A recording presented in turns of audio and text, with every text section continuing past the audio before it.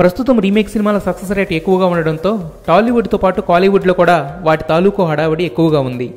Promising and different content ఉంటే భాషాభేదం లేకుండా remake అవుతున్నాయి.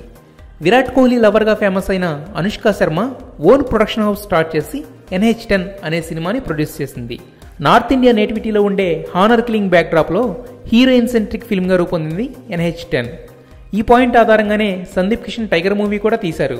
అయితే హిందీలో ఓ మోస్తరు విజయం సాధించిన ఆ సినిమాని త్రిషతో తమిళంలో రీమేక్ చేసేందుకు ట్రై చేస్తున్నారు.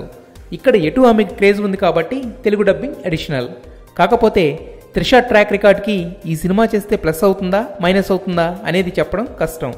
ఆల్రెడీ నాయకి ఫ్లాప్తో అవుట్ ఆఫ్ ఫామ్లో ఉన్న త్రిషతో అనుష్క శర్మ సినిమా రీమేక్ ఎంతవరకు వర్కౌట్ అవుతుందో, ఎలాంటి రిజల్ట్ ఇస్తుందో చూడాలి. కాకపోతే దీంట్లో ఉన్న ఒకే ఒక అడ్వాంటేజ్, లో మేకింగ్ కాస్ట్.